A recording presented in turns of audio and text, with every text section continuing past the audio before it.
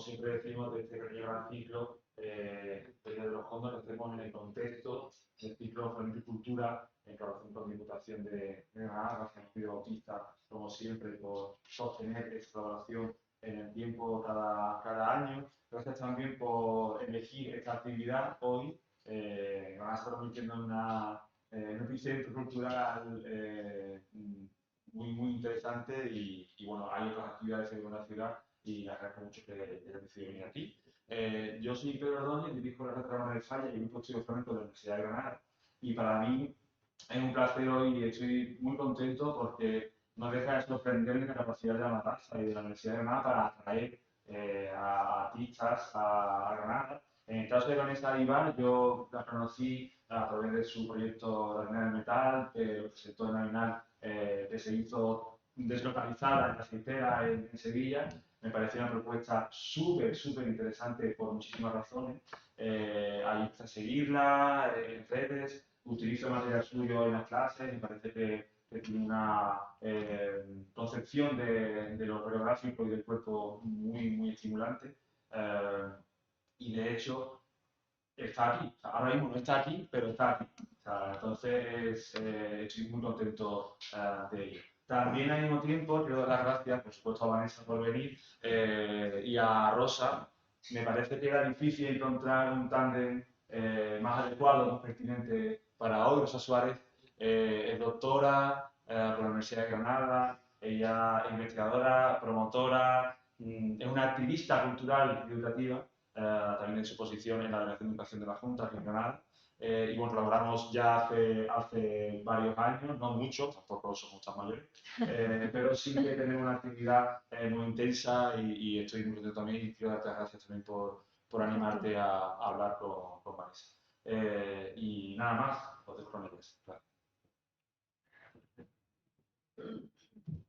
Para hacer una deriva, ir andando sin meta y horario. Elegir el camino, sin basaros en lo que sabéis, pero en base a lo que veis a vuestro alrededor.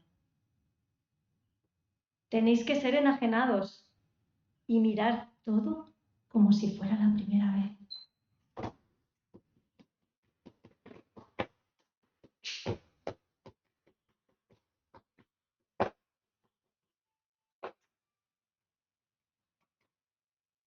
Una forma de facilitar es andar con paso medido y mirar hacia arriba ligeramente inclinadas, así como para llevar el centro de la arquitectura del campo visual y dejar la superficie de la carretera al margen inferior de la vista.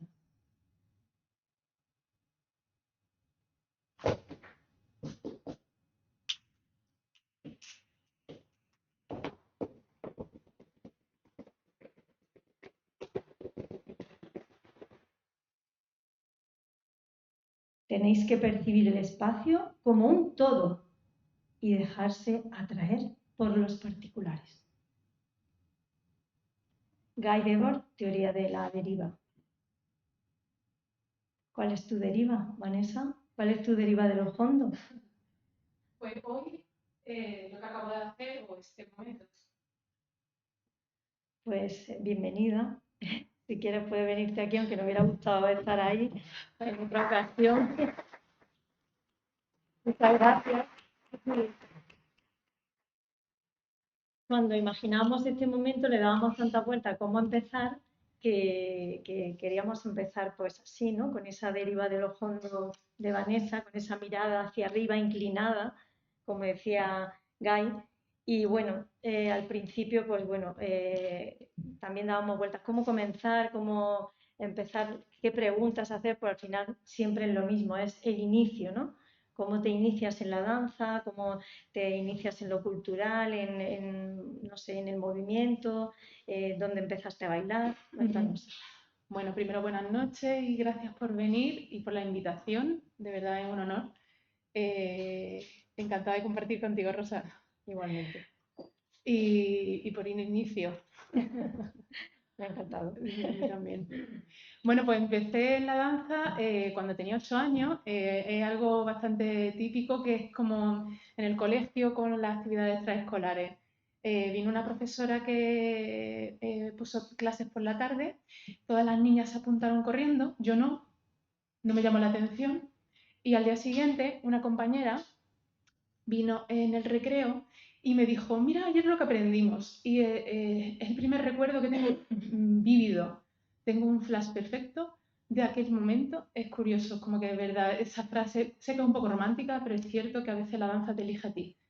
Y entonces me enseñó el paseillo de las sevillanas y no sé por qué me enamoré y dije, yo tengo que hacer eso. Y empecé ahí a bailar. O sea, fue en el colegio en las actividades extraescolares con una profesora que era maravillosa y después pues ella animó a mi madre, la niña tiene talento, ¿por qué no te la traes a la academia? Ella formaba de una manera más rotunda y formaba para intentar llegar al conservatorio y en ese momento se podían examinar por libre, ¿no?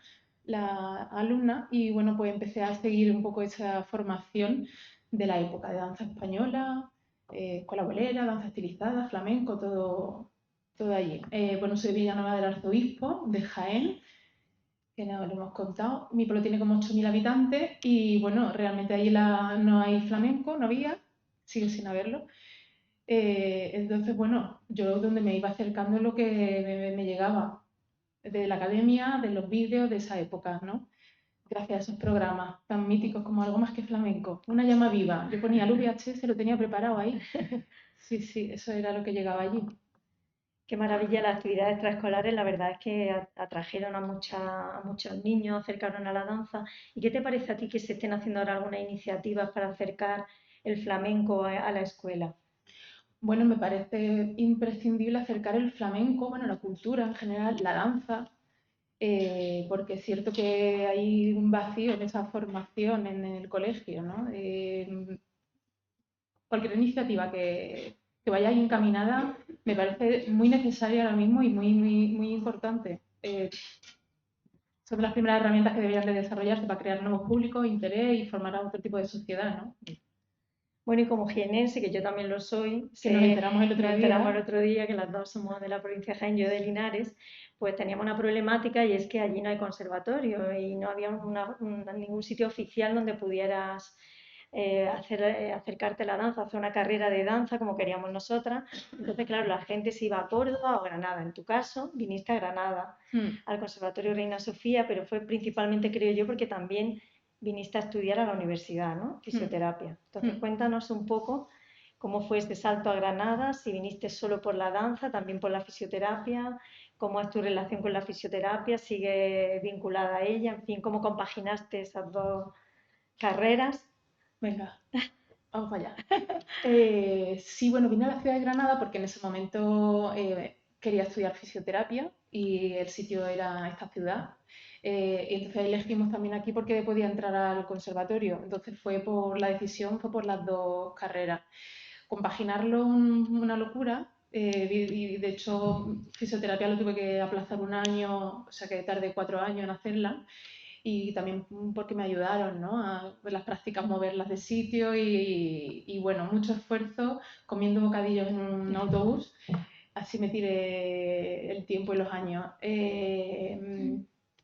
Fue sacrificado, pero es cierto que fue posible. Y bueno, la formación de fisioterapia ahí acabó, seguí y me fui a Sevilla a estudiar al Centro Andaluz de Danza. Para hablar temas de fisioterapia, creo que realmente mi carrera siguió en paralelo, pero después, en Sevilla. En el Centro Andaluz de Danza. Cuéntanos esa experiencia porque también tengo muchos compañeros que pasaron al CAD y esa etapa le marcó mucho en su carrera y en su formación.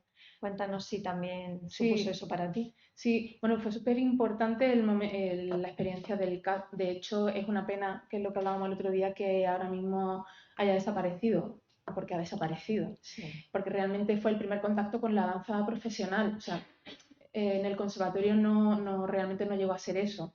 Allí era una formación preparada para ser bailarines profesionales con esta disciplina, con la visita de maestros. O sea, mi maestro fue el maestro Granero.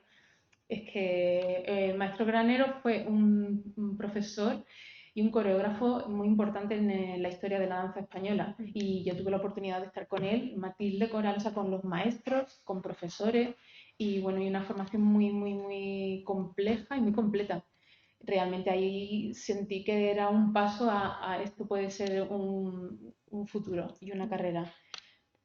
Porque cuando tú estudiaste danza española incluía el flamenco en sí no estaba como una carrera aparte, como ahora, como una especialidad, entonces también esa preparación te vino bien como complemento, a lo mejor en el flamenco sobre todo, ¿no? A la formación reglada del conservatorio, ¿no? Puede ser también, digo, ese contacto con esos maestros. Sí, claro, claro. Y con maestros, maestros con la historia ya en su cuerpo y en sus vivencias, claro, por supuesto. Y me pregunto yo si tu faceta de fisioterapeuta te influye algo en la forma de crear por ese conocimiento de la biomecánica que tienes. No sé si tu movimiento es más orgánico por conocer también el cuerpo, ¿no? Y las lesiones, el movimiento.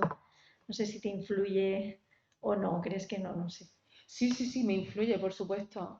Primero, bueno, el conocimiento que te da la carrera ya te coloca, puedes visualizar y colocar las cosas en su sitio, ¿no? Entonces, es verdad que tuvo que pasar el tiempo igualmente para que yo integrara todo ese conocimiento. Lo primero para lo que sirvió fue para autotestearme, ¿no? Y hacer diagnósticos diferenciales sobre las lesiones y decir, esta lesión no es grave, esto sí es grave, cuidado, esto realmente fue lo primero. Y Claro. para mí, para mis compañeros, la verdad. Luego sí que con el tiempo para estudiar la biomecánica y decir, es que este movimiento no está llegando allí, es que esto está fallando, el equilibrio está fallando porque aquí el eje está porque esto, porque es verdad que puede ser mucho más meticulosa, pero también es cierto y es curioso que el mundo de la danza me ayudó a ser mejor profesional dentro de la fisioterapia, porque tuve un tiempo en el que compaginé las dos carreras, obviamente, porque era ese momento de bailar es complicado. Y cuando uno está luchando, pues tienes que sacar economía de donde sea. Y yo aproveché mi carrera de fisioterapeuta y bueno, me dediqué a trabajar también en ese campo. De hecho, estuve como fisioterapeuta con el ballet flamenco cuando estaba Cristina Hoyo. Estuve en el CAD de fisio también. Y el conocimiento como bailarina me ayudó a tener una intuición en las manos, a tener una intuición sobre las lesiones. Es muy curioso cómo lo estaba nutriendo y yo sin saberlo. Sí. Qué maravilla, qué suerte para ellos tener una afición como tú que conociera también de primera mano también todo. Creo que es muy bien orientado el ballet a tener ahí a alguien como tú en este Sí, momento. pues bueno, casualidad, al final estas cosas tienen mucho que ver con la casualidad. Claro. Estuve allí trabajando como bailadora en una producción que vinimos aquí en verano a Generalife y gracias a eso fue como, pero que tú eres fisio, Claro. y entonces bueno, de repente volví a Generalife pero como fisio, digo, esto es una locura. Bueno, en los bailarines tenemos siempre pues, esa locura, ese momento de referencia o nuestros maestros, la gente a la que adoramos, ¿no? En los que nos fijamos, nuestros referentes, siempre presentes a la hora de nuestro camino, ¿no? Como bailarines. ¿Quién ha sido tu referente o cuáles son tus referentes en el flamenco, en el arte en general? Bueno, pues referentes hoy día todo, o sea, hay una jornada de artistas maravillosa, de bailadores, bailarines, bailadoras, bailarinas, o sea, de artistas muy completas y muy complejas.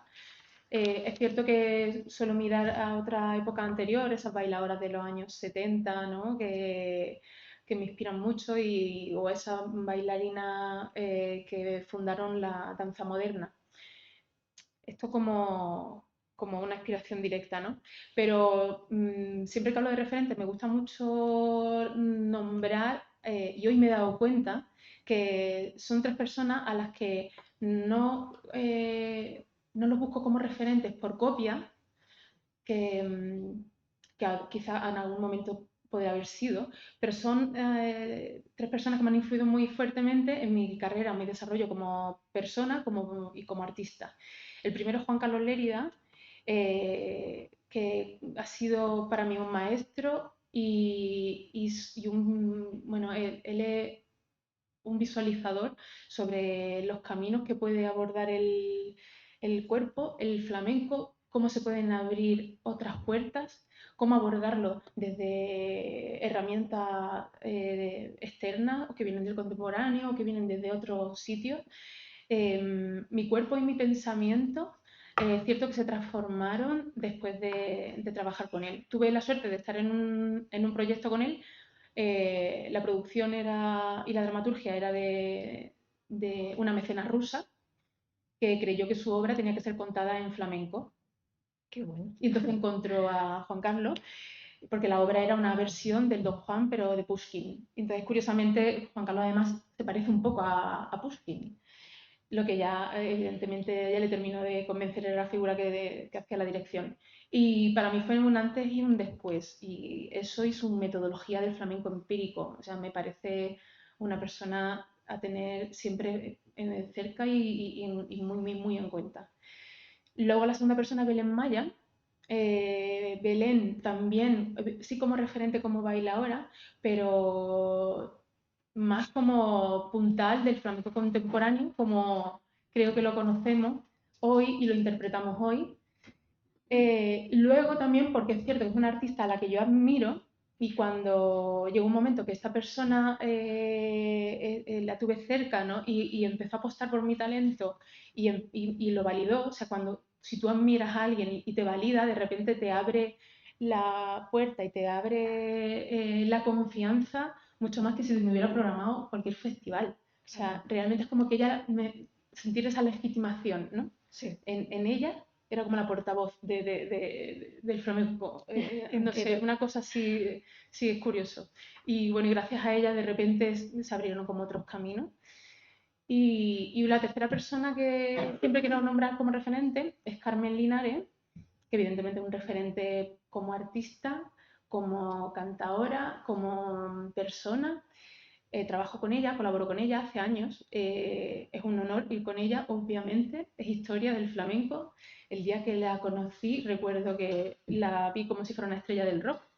O sea, es una estrella del flamenco, ¿no? Y la tengo ahí. Pero es esa persona que te da la confianza también, te da el espacio y bueno, tienes que luchar por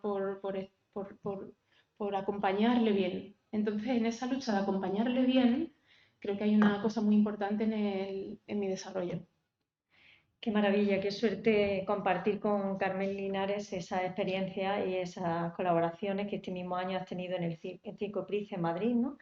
¿Y qué te parece que le hayan dado el Premio Príncipe de Asturias de las Artes a ella y a María Pajés? ¿Qué crees que significa para el flamenco ese reconocimiento en nuestro país? Bueno, obviamente es un reconocimiento muy importante que coloca en el centro el flamenco además con nombre de mujer, con dos figuras. Me gusta mucho lo que decían en el acta, que es como que han ensanchado los caminos, que creo que es muy necesario el ensanchar los caminos en las mentes, y hoy día mucho. Y bueno, y de Carmen porque realmente yo creo que no hay una persona mejor, mujer, historia del flamenco viva a la que se lo podrían haber dado. O sea, vamos, ¿qué voy a decir? Es un orgullo, la verdad. Volviendo un poco a la danza, a la práctica de la danza, cuando haces tus montajes, ¿de qué danzas te nutres? En general, danzas de todo tipo, no solo de danza española. Me nutro de todo tipo de danzas. Si te refieres a algo más general, Sí, quiero decir, el folclore, ¿te basas más en el folclore, en la danza contemporánea o vas nutriéndote de todo lo que ha pasado por ti? Todo me el nutro tipo de de... todo lo que ha pasado por mí, porque obviamente es información que está en el cuerpo y eso es, lo quieras o no, está ahí, esas huellas. Entonces me nutro de la información que hay en el cuerpo, de la información que hay al exterior. No busco una danza en concreto. Es cierto que me nutro de todo. Puedo decirte que, bueno, mi mesita de noche ahora mismo es un disparate. Tengo la biografía del silencio de Pablo Dors, la linterna mágica de Bergman, la desaparición de los rituales de Bill Julham, Sí, soy muy fragmentaria, voy leyendo por fragmentos, lo confieso. Sí que tengo claro que John Cage y Pepe Marchena tienen la solución dentro de mis proyectos, siempre. Y me he dado cuenta, es muy bonito cuando te hacen una entrevista porque empiezas a pensar y te empiezas a observar. Y entonces me he observado y he dicho, qué curioso que siempre busco, el otro día te acuerdas que te decía, no hay tanto folclore, mentira, sí lo hay, sí lo hay. Y me he dado cuenta por qué. Digo, en todos los proyectos intento buscar algo que tenga que ver con mi tierra, porque hay algo como de poca identidad dentro de, o yo lo he sentido así hasta ahora, que, que siempre busco algo en mi tierra, en Jaén, algo que tenga en los artistas, en las costumbres, en el folclore, en las letras, siempre busco algo ahí que también me dé como ese sustento. Así Esa que raíz, esa... sí, sí, es que muchas veces he pensado que a veces escucho, ¿no? No, mm, no te puedo identificar con, digo, es que no tengo escuela, entendeme, ¿no? No hay una escuela muy definida en mi cuerpo. Creo que evidentemente porque allí no he tenido una formación con una escuela muy fuerte, muy sólida. Luego paso por aquí, luego voy al CAD y evidentemente entro en contacto con la escuela sevillana, con otras formas, pero claro, mi cuerpo no se terminan de integrar, ¿no? Y es curioso, sí que recurro a eso. Precisamente te lo preguntaba también porque se dice de ti cuando he ido investigando sobre ti estos días que haces danza española contemporánea. Por eso te preguntaba qué te parece a ti eso o qué tiene que ver contigo, si lo crees así o no, o te representa Esa etiqueta, esa etiqueta que te ponen a veces, ¿no? Que haces danza española contemporánea. qué complicado, eso sí. No hay que etiquetar tanto, ¿verdad? Pero Bueno, bueno, yo no se lo dice. entiendo que es necesario etiquetar, identificarme, sí y no. Realmente en lo contemporáneo, si lo tomamos como lo que está sucediendo, lo que es coetáneo, sí. Si lo contemporáneo también define lo que no es identificable porque no es tradicional, pues también. Es cierto que creo que la palabra está de modé, que tuvo un momento concreto y que todavía no se ha encontrado una que realmente pueda definir qué es lo que hacemos, Claro. ¿no? Pero bueno, por eso a veces lo digo, a veces no, bueno, está bien, es que yo también a veces me autodefino, es normal, como contemporáneo. Mire usted que no hago tradicional, pero a veces también, realmente también, pero bueno. ¿Y la danza contemporánea, el lenguaje de la danza contemporánea, lo ha incorporado conscientemente o ha sido también... Es que claro, es lo que te digo, yo como formación tengo nociones, tengo nociones. Tengo nociones en Graham, que me venía muy bien Pilar. para el core, Pilar Pérez Calvete, pero son nociones. Sí. Hay cosas, de todo tengo nociones. Lo más que es que realmente expongo mucho mi cuerpo a la improvisación. Y entonces es cierto que eso provoca que tu cuerpo tenga ciertas dinámicas o ciertos Claro. movimientos que se puedan salir Y que son de eso. normales o en las que se basa la danza contemporánea, en la improvisación, en un Yo, tipo para mí de... es movimiento libre, como yo lo interpreto, porque no es guiado por, ¿sabes? De una manera, Bueno, bueno, pues ya no que sé. estamos así, vamos a ir metiéndonos ya en faena en tu trabajo, ¿vale? Vamos a ver un poco tu trayectoria. Eh, Al principio también, bueno, a colación de esto, la crítica también ha dicho, te voy a decir la frase, te la voy a leer porque es muy bonita. Ha dicho de ti que partes del flamenco y desembocas en una danza moderna, libre, estética, de excelentes calidades técnicas. ¿Te reconoces entonces en esta definición, un poco a colación de todo esto que has comentado? Sí, la verdad que cuando la leí fue un halago, es un halago, pero es cierto, es como que siento que soy libre, sí, me siento así. Ah, la estética sí que soy bastante, tengo un gusto afilado de, bueno, de una estética de la mía particular. Y es cierto que también soy muy técnica bailando. Hay algo que me atrae y me atrapa de eso.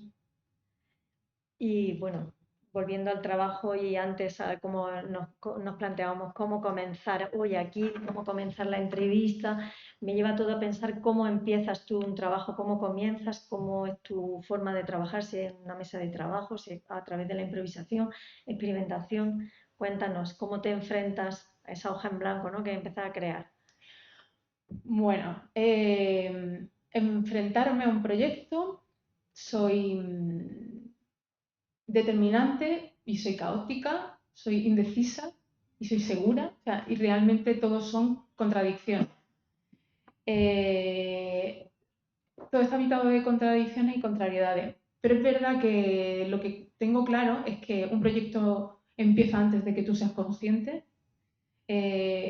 porque tu forma de trabajo, tus líneas de pensamiento empiezan desde mucho antes y hay un momento en el que eso toma cuerpo y toma forma y te representa y te llegan. Entonces yo creo que el trabajo llega desde antes, que tú lo sepas.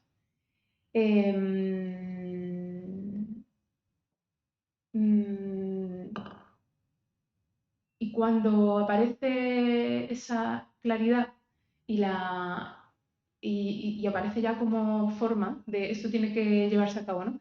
Realmente hago algo de trabajo de mesa, pero luego me voy al estudio porque sí que confío mucho en el trabajo de la improvisación. Por eso me gustaba mucho empezar con Guy Debord y cómo él propone hacer frente a la deriva. Me ha gustado mucho porque me he reconocido mucho en eso. Porque es la intención cuando te metes a un estudio desde cero o desde poco y intentar exponer el cuerpo a sorprenderte, a que aparezcan materiales, a veces no aparecen, y sí que confío mucho en el trabajo del estudio. Cuando digo del estudio me refiero al el estudio, a la sala de ensayo, al trabajo de la improvisación. Confío muchísimo en eso. Es cierto que es mucho más largo, es mucho más pesado, son muchas horas,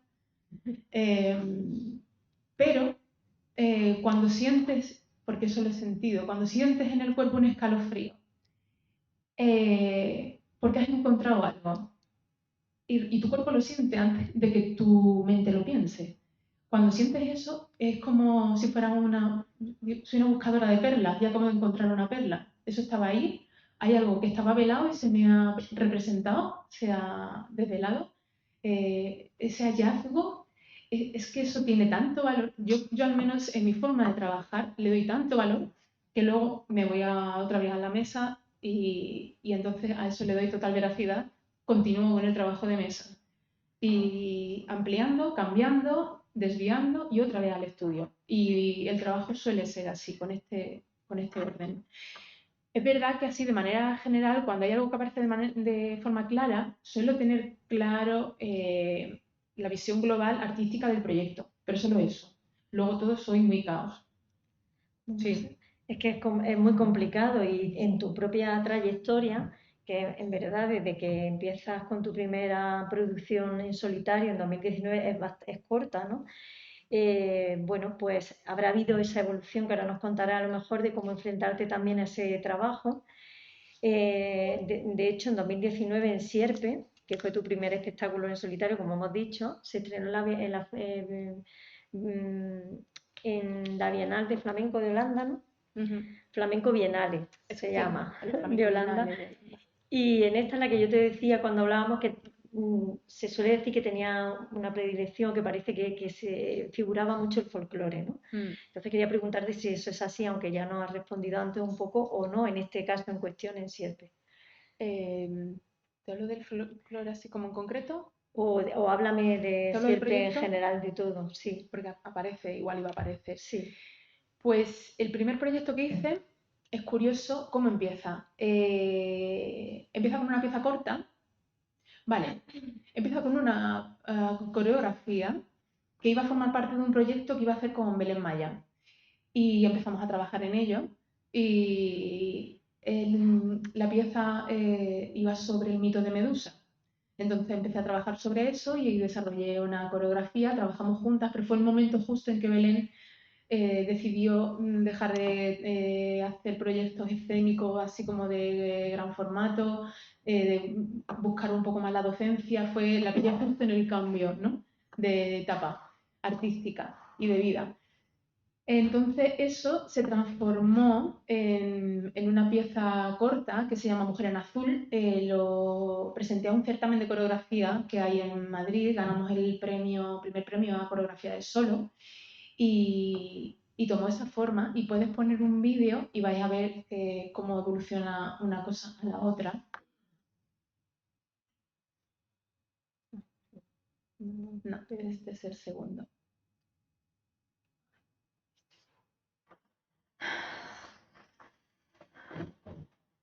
Esto era con Belén.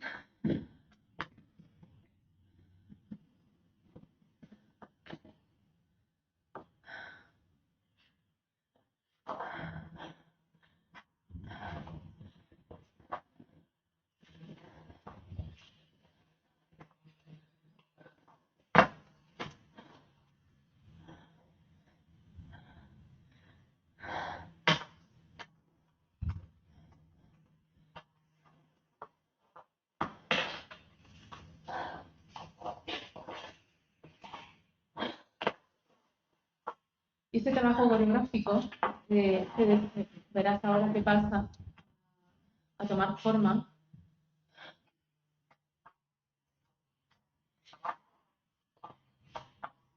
En lo siguiente, que fue esto.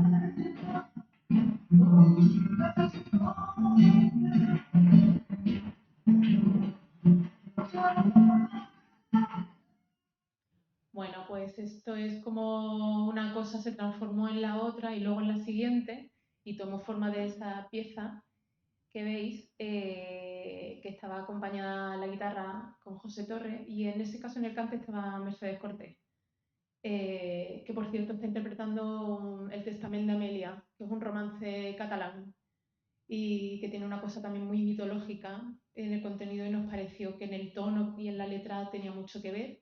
Y mira, me estoy acordando, claro, me he traído objetos, porque a veces hablaba con Rosa el otro día y yo le decía, me hablaba de vestuario, de los objetos, y digo, ay, me voy a llevar un par de cosas, talismanes, así cosas que son como para mí significativos, son pequeñitos, me los puedo traer en la mano, y que se traducen también en cómo interpreto o cómo, pensando en cómo derivo los hondos, pues dije, bueno, esto es una de las cosas en las que se traduce, ¿no?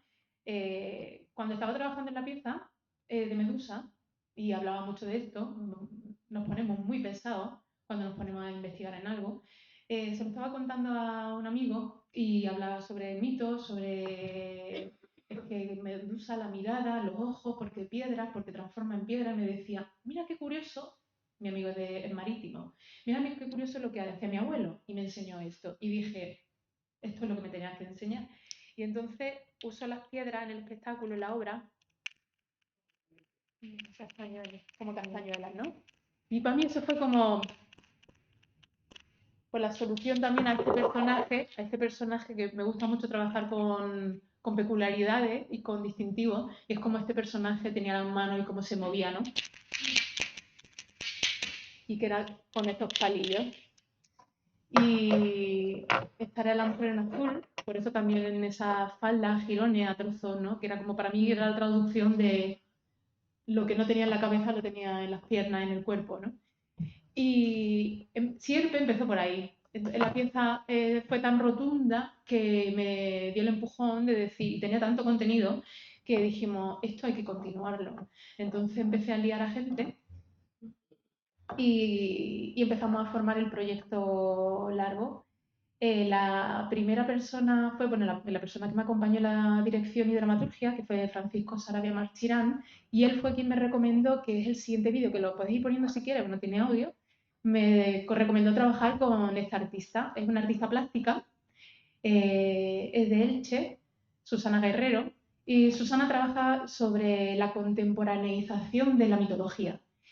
Como mi pieza era tan mitológica, fue como el momento perfecto como para colaborar juntas. Además, trabaja mucho con la figura de las mujeres dentro de las mitologías. Y, y en ese momento ella estaba trabajando con este material, son cables. Y estaba tejiendo mucho cable. Y entonces cuando nos pusimos en contacto, bueno, a ella se le ocurrió que Sierpe tenía que tener un cuerpo, una cola, una traducción de lo que ella era su bata de cola en ese momento, que era pues esta bata tejida con cable. Fue muy bonita la historia también porque, bueno, la tejió el matriarcado, ¿no? Ayudó a su madre, sus tías. Yo también ayudé, todas ayudamos. El tejer también es muy mitológico. Y bueno, y estar con ella y cómo su pensamiento mágico, cómo esa simbología la carga en sus piezas y en todo lo que rodea sus piezas, pues fue una alegría. Por eso Sierpe es una obra que gira en torno al mito de la serpiente, un mito muy presente en la mitología griega, en la mexica, en la japonesa, en todas las mitologías. Es la figura que evoca la vida y la muerte.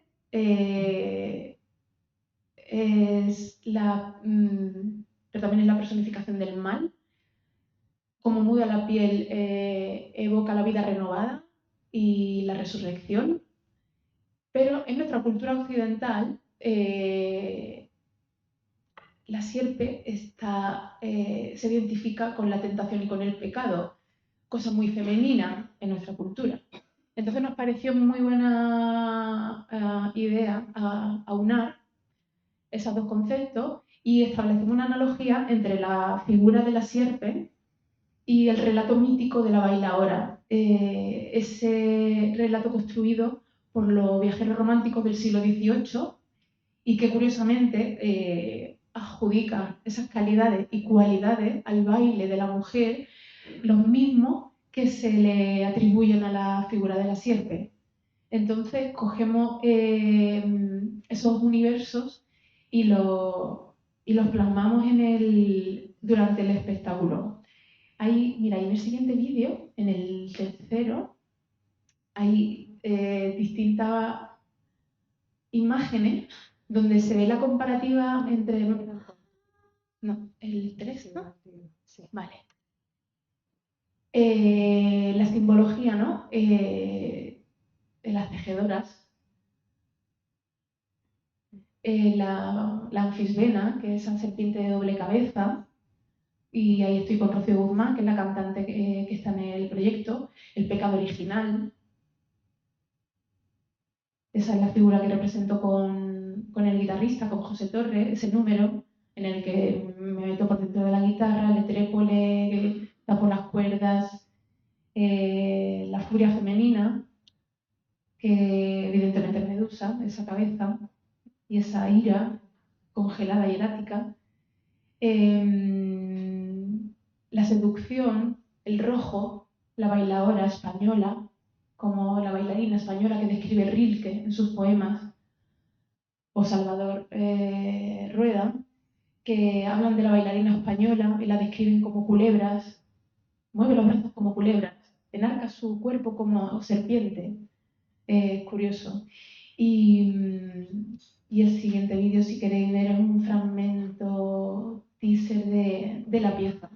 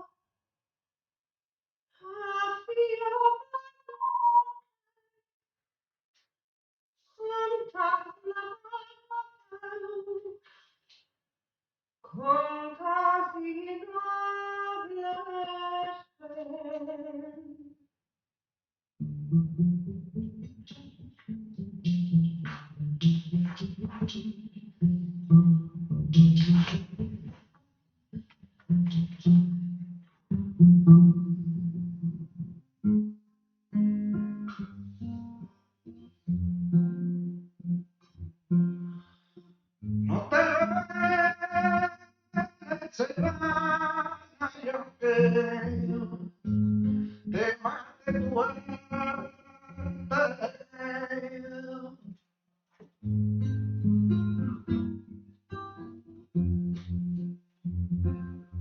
Yo tengo ya un lamento de pau, carte con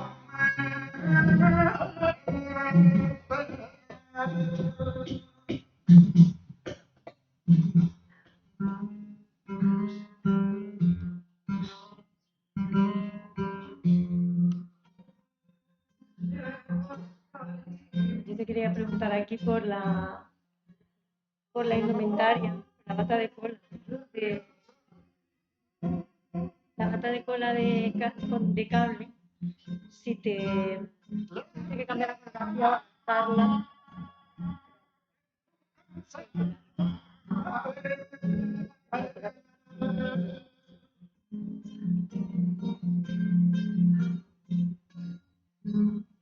Te decía que quería preguntarte sobre el vestuario, que creo que es muy importante. Bueno, primero, ¿cómo piensas? Ya nos has contado un poco cuando haces un proyecto, lo tienes presente desde el principio, tiene algo que contar, como en este caso, y una vez que lo tienes elegido, como en este caso con este material, si la coreografía la creas expresamente sabiendo que vas a tener una dificultad seguramente de mover esa bata de cola, que no es al uso, ¿no? Que no es con un tejido. Claro. Cuéntame. Sí, bueno, claro, no, totalmente. La primera tendencia fue, voy a intentar mover esto como una bata.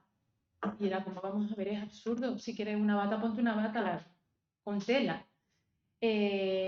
Lo que el cable, el peso al final provoca es que tu cuerpo se mueva con más dificultad, se mueve distinto. Entonces la primera cosa que hicimos, ahí estaba conmigo Juan Carlos Lérida, y entonces con él lo que empezamos a trabajar es, vale, ¿qué hace tu cuerpo? ¿Para dónde tiende cuando quieres mover y no puedes, ¿no? Y entonces empezamos a buscar dónde estaba ese cuerpo, cómo se movía, dónde estaba el peso cuando intentabas caminar, cuando intentabas levantar y esto no podías, ¿no? Y entonces era como, evidentemente esa dificultad provoca que el hombro derecho siempre tira aquí, pero es que tira con la cabeza, ostras, es que vale, ese cuerpo se mueve así, pero es que en el lado derecho, el otro era parado de otra manera distinta, vale, pues que este se mueve así, pero es que para el otro lado se mueve de esta manera. Entonces era cómo integrar ese cuerpo a esa coreografía y a ese movimiento y generarlo desde ahí, no desde la lucha de llevo una bata que pesa 30 kilos, ¿no? Realmente es lo interesante con ese material y con ese vestuario. Es qué cuerpo tengo, cómo se mueve este cuerpo, qué posibilidades tiene, cuáles no tiene. Y también en ese momento de tensión y de conflicto y de lucha es cuando aparecen esos regalos también de movimiento y de posibilidades que de otra manera no hubieran surgido. Eso y que tiene esta cosa también de liberación cuando te quitas ese peso que era como la representación de la muda de piel. Y que soy una persona muy física, y esto lo descubrí también con la pieza. Al ser muy física, el empezar con ese peso hacía que esas tensiones o esa voluntad máxima que a veces te supera a ti mismo porque es demasiada voluntad, se viera mermada gracias al peso. Y entonces había algo en el que transformaba lo siguiente. Si no pasaba por ahí, lo siguiente no hubiera sido como al final lo es dentro de la pieza global. Me encanta, la verdad es que creo que, vamos, que está muy bien traído ahí esa bata de cola. No sé cómo tuviste la suerte de encontrar esa artesana, ¿no? Porque Es que estas cosas que yo creo mucho en la intuición, creo muchísimo. Y creo tanto como aquello de esto es lo que una vez supimos y se nos ha olvidado. Y por eso confío tanto en el trabajo en el estudio. Y por eso antes he dicho, es que yo creo que las cosas, los proyectos están ya, pero tú no lo sabes conscientemente. Entonces, de verdad, creo que este regalo vino porque era un trabajo que se estaba ya enfocando hace tiempo. Y después de Sierpe, en 2019, bueno, el mismo año el Liminal, ¿no? Tiene el Liminal, y luego Aspid en 2020, que junto al guitarrista José Torres Vicente, que se estrenó aquí en el Festival de Música y Danza, dentro del Festival Extensión, como una propuesta pues, para espacios no convencionales. ¿Cómo te enfrentas cuando haces un montaje de repente ahora tan diferente a este para un espacio no convencional? ¿Qué dificultades te trae eso o conlleva? ¿Y qué beneficios bueno, qué te reporta también de bien hacer eso, ¿no? Esa intrusión en la calle o en otro espacio? Sí, bueno, mira, esa pieza, ese dúo, realmente sale de aquí, sale de Sierpe. Hay tanto contenido que decidimos, oye, hay que extraer esto y hacemos un paso a dos que no necesite complejidad técnica. Es cierto que necesita de escenario, entonces lo proponemos para espacios no convencionales porque no necesita escenografía, no necesita iluminación, pero es verdad que necesitamos escenario. Para mí eso da pie también a las propuestas que he hecho después, que han empezado como a tener más camino dentro de piezas cortas, en espacios no convencionales y en espacios también de calle. Entonces fue como esa fue la incursión. Es cierto que todavía no del todo, las que ahora ya estoy haciendo sí que van todavía más ahí al límite. Realmente la complejidad es que como bailadora de flamenco utilizo los pies, utilizo el sonido de los zapatos. Cuando debajo no tienes madera, algo que amplifique, es muy costoso. O lo llevas o prescindes del zapateado o prescindes de la complejidad del zapateado y te quedas más con el gesto. Es cierto que yo ahora estoy trabajando o con microfonía, también utilizo un pequeño suelo que es fácilmente portable, intentando realmente invadir los espacios realmente, con el espacio, no provocar que haya un escenario, que haya algo que lo altere. A mí me está reportando mucho, de verdad, mucha gratificación, porque hay algo en esto del momento, se podría decir performático, o como en este inicio que hemos hecho hoy, que tiene algo muy presente, muy real, muy en contacto con lo que está pasando aquí y en este momento, en cómo generar el espacio uno mismo, con su cuerpo y con la coreografía. Me suscita mucho interés el tener la cercanía también de los cuerpos. Al final el escenario está lejos, está alto, hay una distancia con el público. De hecho, lo tengo últimamente en conversación por el último proyecto, que ya luego lo vemos. Digo, tengo un conflicto con los espacios escénicos de ahora, porque creo que no nos representan hoy como sociedad. Entonces, quizá eso a veces está haciendo que los nuevos públicos no vengan. Supongo que es una de tantas causas. A mí ahora me está surgiendo la duda, la verdad, por la distancia. Y como estoy haciendo esta cosa más de calle y tal, me estoy encontrando con otra forma de diálogo. Y hablando de diálogos y encuentros, también en tu trayectoria has tenido algunas colaboraciones, aparte de como Carmen Linares, con otras bailadoras como Sara Cano, ¿no? Que os presentasteis a una residencia artística en los Teatros del Canal y os la concedieron, y fruto de ese trabajo conjunto surgió también otro proyecto que también es de hace poco, de 2020, ¿no? Que es 2021, todas las noches. Sí, sí. Cuéntame un poco cómo fue este trabajo con ella, dónde está todas las noches, si se va a retomar, si se quedó ahí en un momento puntual. Está en distribución. Es cierto que como somos dos personas que tenemos carreras en solitario independientes, es complejo compaginarlo. Sigue en distribución. Sí, bueno, Sara Cano es bailarina de danza española, danza contemporánea, se enfocó mucho, pasó de la española a la contemporánea en los últimos tiempos. Nos encontramos en un laboratorio de creación coreográfica hace tiempo y dijimos, ay, aquí hay algo de interés, ¿no? Y bueno, nos encontramos en los Teatros del Canal, en esta residencia que se nos regaló. Y bueno, el trabajo de todas las noches es parte de una obra de Pascal Quignard, en la que habla de que el ser humano pasa por 3 noches en la vida. Dice que la primera noche es la noche uterina, la siguiente noche es la noche terrestre, la que se repite cada día, y la última noche es la noche eterna, ¿no? La noche de la muerte.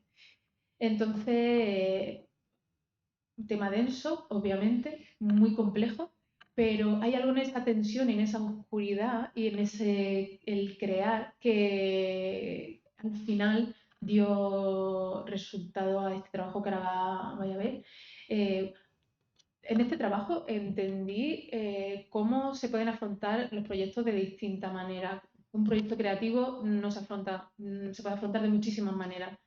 Y ponerte en diálogo con otra, además con otro cuerpo, ¿no? Porque podría ser con un músico distinto, pero con otro cuerpo, te está poniendo en cuestionamiento cómo se mueve tu cuerpo y cómo se relaciona tu cuerpo con el espacio y con el otro y cómo cada uno lo afronta. Entonces tuvimos que tener muchísimo diálogo, porque también concebir un espectáculo en global, para mí en ese momento fue como, esto es como, como un pensamiento de vida, o sea, es lo mismo, porque tiene mucho que ver con tu imaginario, tiene que ver mucho como tu ritmo, tu estética, tiene que ver con muchísimas cosas, ¿no? Cómo empezar y cómo acabar un espectáculo, ostras, es complejo.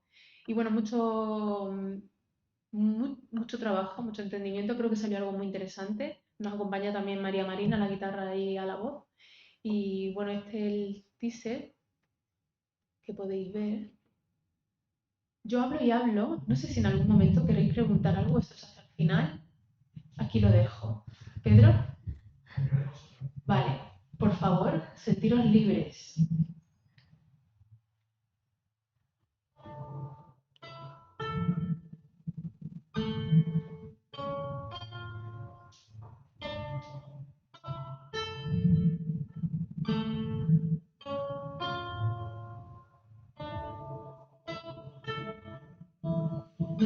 María, por María, María, María.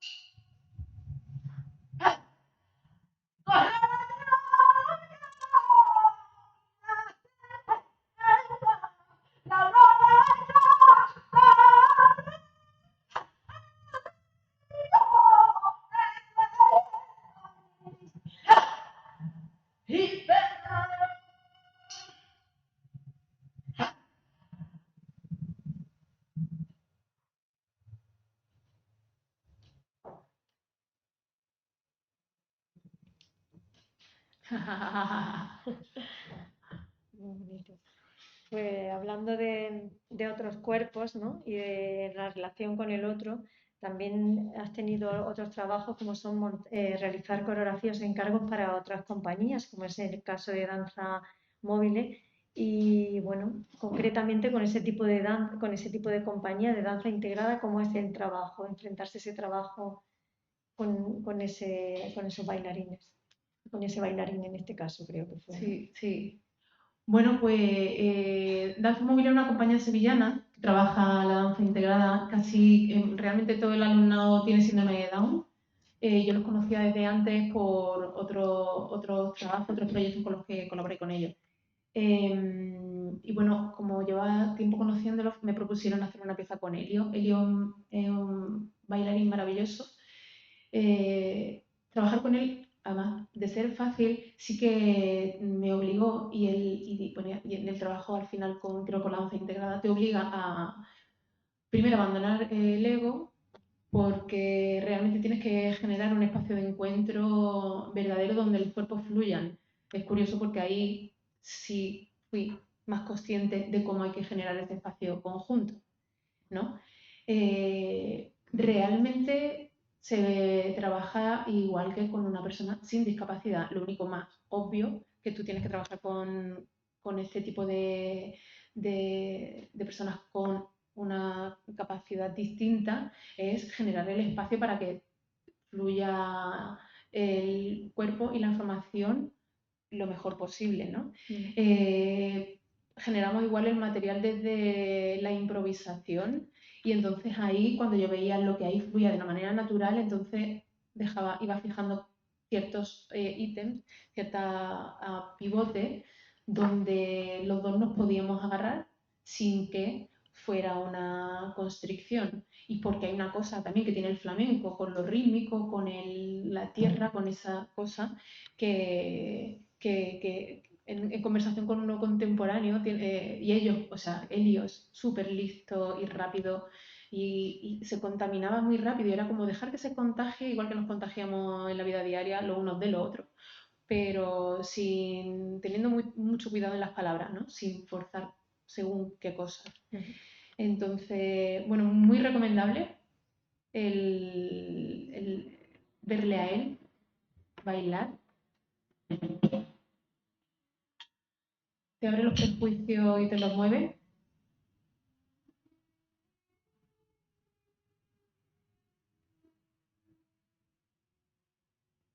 Me parece importante que se vean también estas cosas.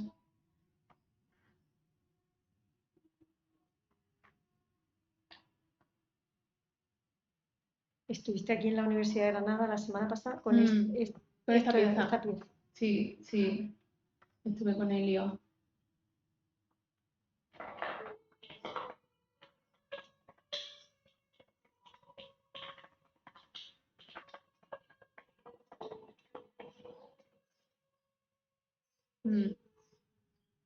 Estuvimos este año en la Red a Cielo Abierto con la pieza, por eso la incursión mucho en la calle.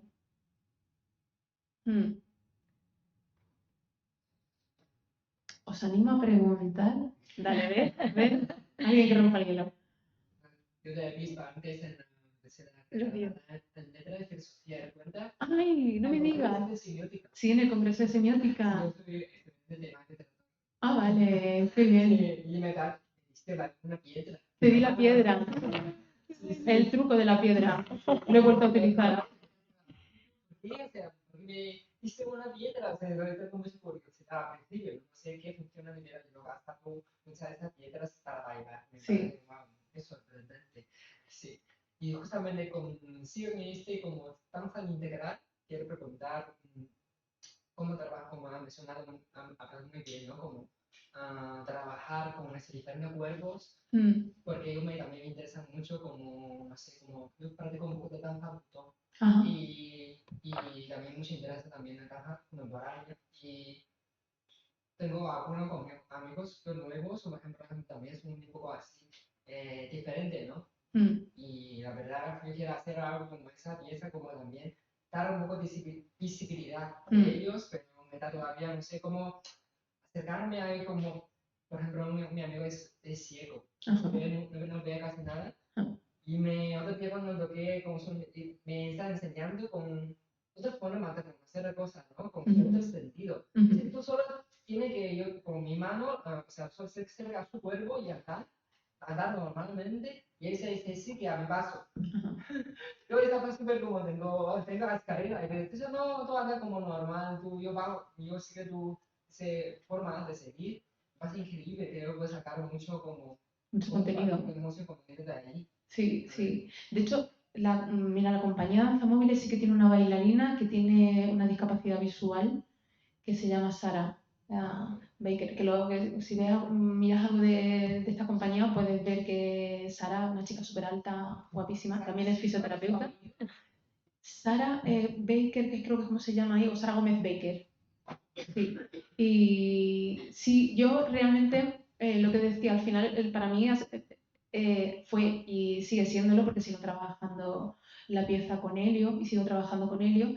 De verdad es como afrontarlo como la conversación y el diálogo que tuve que tener con Sara Cano. Realmente tuvimos que generar un espacio donde escuchar al otro cuerpo y ver dónde el otro cuerpo brilla y dónde no brilla. Evidentemente, si tú lo diriges, como yo también desde dentro, tienes que generar mucho más ese espacio porque tendemos a nosotros mismos a constreñirnos a nosotros mismos, cuanto ni más al que está enfrente, ¿no?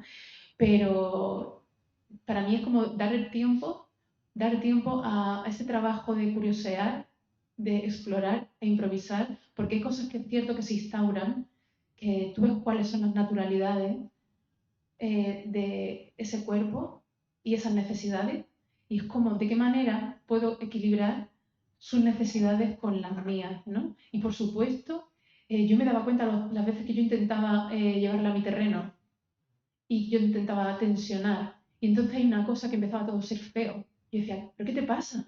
Y cuando yo le veo que entra, empieza a hacer cosas, porque él tiene un movimiento, bueno, habéis visto, ¿no? Os podría poner muchas cosas de él, de verdad, es un movimiento, una fluidez, una redondez, que es que una redondez, Juanma, que yo no tengo, es una maravilla. Y cuando daba la palabra equivocada, de repente veías que había una cosa y una reacción en su cuerpo. Es verdad, la información la reciben de una manera muy directa. Y eso para mí también fue como cuidado con las palabras que usas, sé austera, ¿sabes?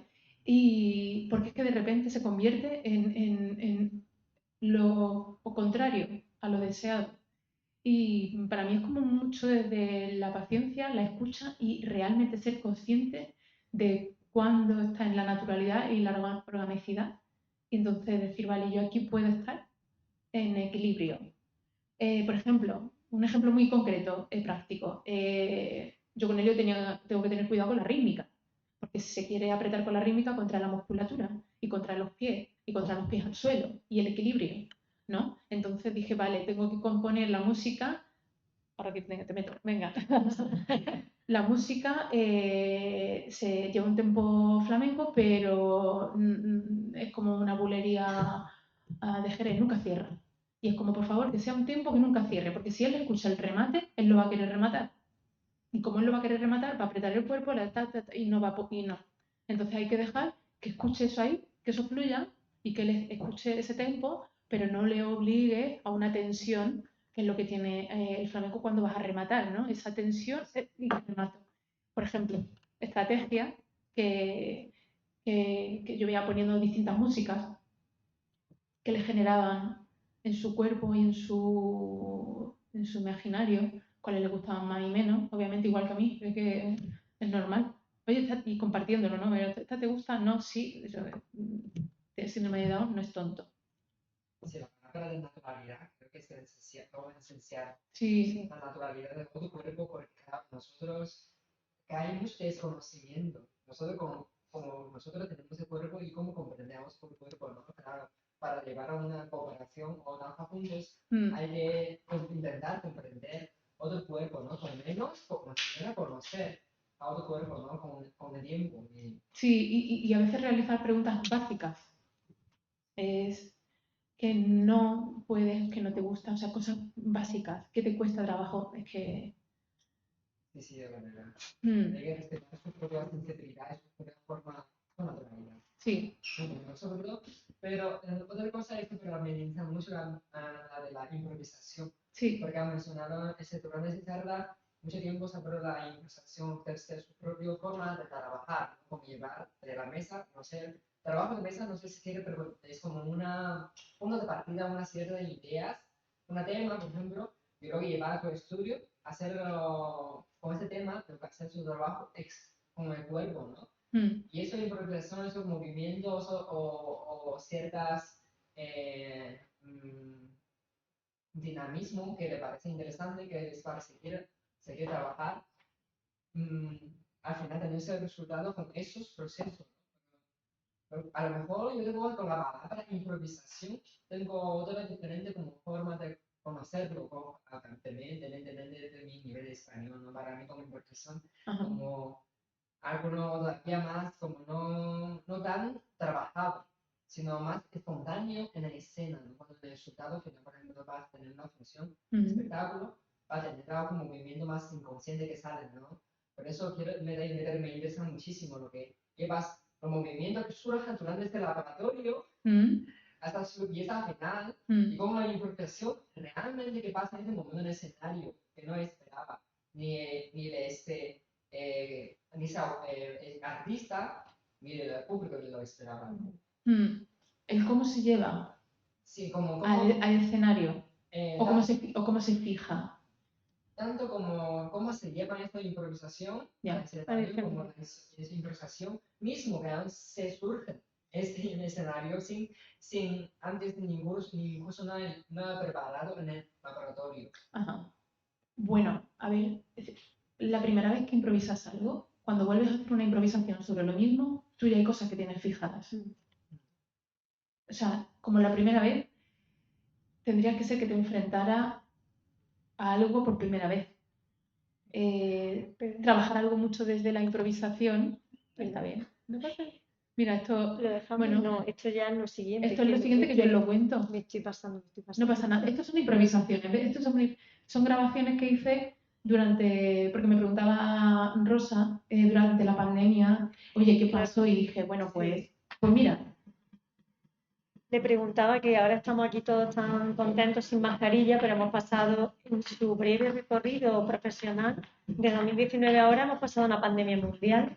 Y en ese momento que tuvimos que separar el mundo, le preguntaba qué hizo ella, cómo se enfrentó a aquello, si fue fructífero, si surgió algo de aquello, o como le pasó a otros artistas que se vinieron abajo. Bueno, y ella me dijo, pues te voy a contar que de ahí surgió algo muy importante, que ahora hablaremos de él, que es esta pieza. Esta pieza. Sí, primero. Sí. Estas son improvisaciones. Me grabé y empecé a improvisar. Pero ya llegó un momento que la improvisación...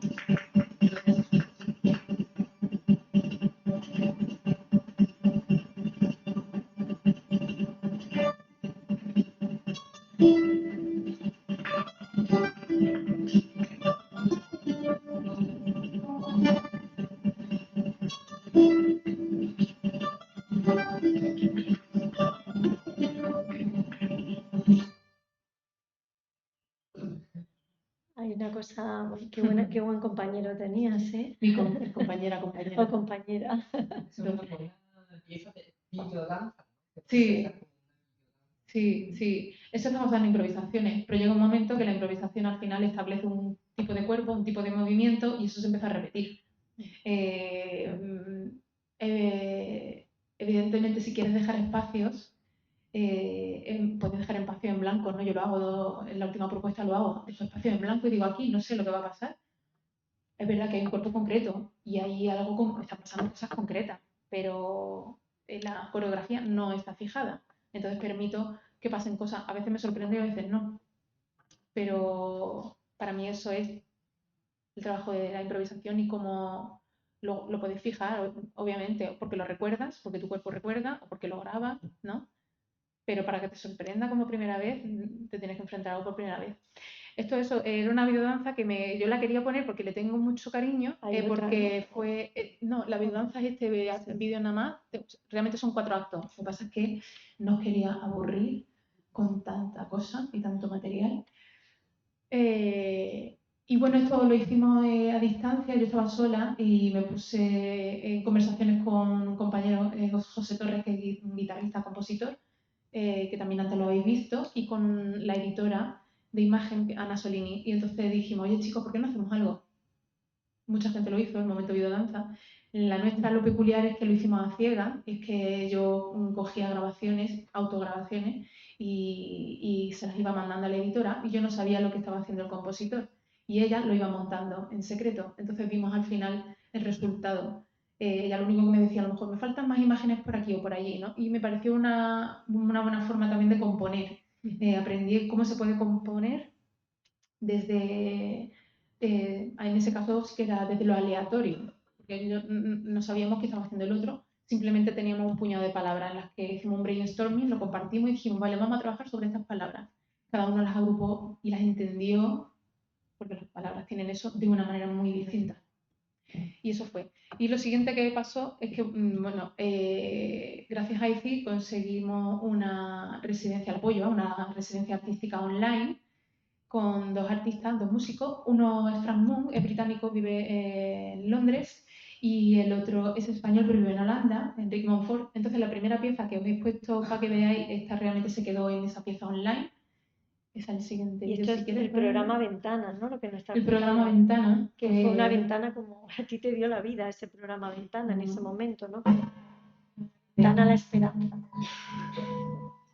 Si quieres, puedes pasarlo un poco más adelante. Ahí vas tarde. Tela de tarde. Bueno, ahí déjalo un poco, que se escuche. Bueno, estos músicos, es maravilloso, que quiero hacer algo con él. Esto es lo que de momento hemos hecho. El británico es multiinstrumentista. ¿Y cómo había hecho la composición musical? ¿Expresamente él veía tus pasos y ha hecho No. la ha hecho por un lado y tú la coreografía pasada? Estamos haciéndolo conjuntamente. Sí, vamos a hacer esta rítmica. Vamos a utilizar esto. Oye, bueno, tenemos mucha música. Claro.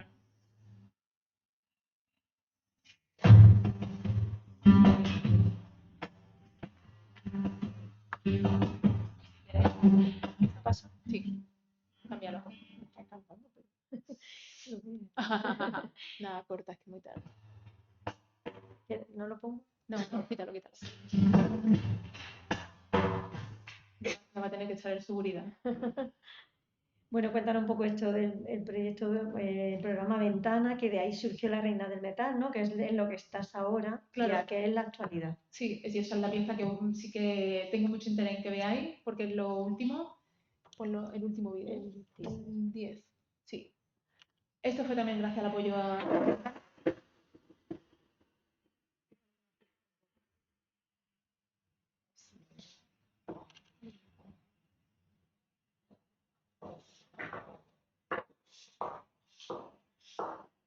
Vale.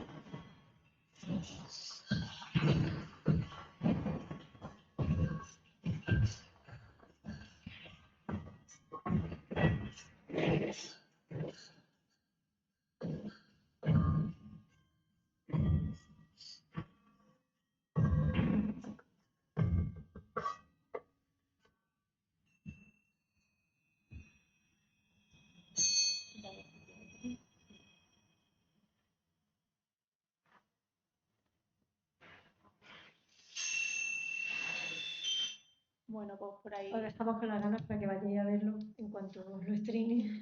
Sí, esto es el proyecto que estamos ahora moviendo. Como veréis, tiene una espacialización sonora, o sea, ahí evidentemente no se puede apreciar del todo, pero trabajamos con software que mueve el sonido. La propuesta realmente está hecha como para trabajar a 3 bandas, el público de una manera inmersiva. El músico es una maravilla, como veis, percusionista contemporáneo, pero con una visión, como ha cogido elementos del flamenco, los ha extraído, los ha reinterpretado con distintos matices. O sea, bueno, yo estoy muy contenta al final cómo ha quedado.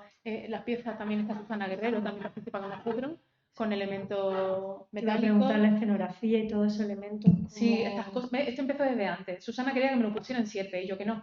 Y bueno, al final, este exactamente no lo uso tal cual, pero aparecen otros, como habéis visto, parecidos, como elementos escenográficos. Entonces nos imaginábamos ahí una reina del metal literal, ¿no? Bueno, Esto también, lo del movimiento que hemos hablado antes, pues ese corpiño que llevas de metal, lo mismo, ¿no? claro, limita la movimiento, coreografía, claro, es limita, iconográfico, o- evocador, sí. Es un elemento que tiene ya una propiedad. Y cuéntanos, ya para finalizar, en qué paso está la Reina del Metal. Quiero decir que tiene un estreno como a lo grande, ¿no? Próximamente. Sí, en enero vamos a Ha habido Holanda, como- Ámsterdam, 21 de enero, apuntároslo, venirse. Hacemos un viaje. Está bien el viaje, hace un poco de frío, pero estamos Una el buena- 21 de enero en la Una buena Flamenco excusa Biennale. para visitar Ámsterdam y ya de Sí, paso. sí, son coproductores, nos han apoyado y está ahí, y vamos ahí a lo grande. ¿Qué teatro será? El Music Gebouw. Y luego tienes previsto, vendrá por Estamos en ello, España. estamos en ello, estamos en ello. Bueno, pues a ver si hay suerte y podemos disfrutar de la Reina del Metal pronto. para mí hoy tú has sido una reina, de verdad, mi reina de este día, porque te he descubierto mucho más y bueno, doy muchísimas gracias al Grupo de Estudios Flamencos porque me haya ofrecido esta oportunidad y bueno, pues creo que vamos a tener que dejarlo aquí con todo nuestro pesar porque estaríamos hablando con Vanessa muchísimo tiempo más y bueno, le damos las gracias por habernos llevado esta tarde montada en sus palabras por esta deriva flamenca y yo pues por haber podido acompañarla en esta travesía y a vosotros pues gracias por venir, gracias a la Universidad de Granada, a la Diputación por este ciclo de flamenco y bueno, terminando en las derivas de los fondos, pero bueno, creo que hemos llegado a buen puerto. Así que buenas noches.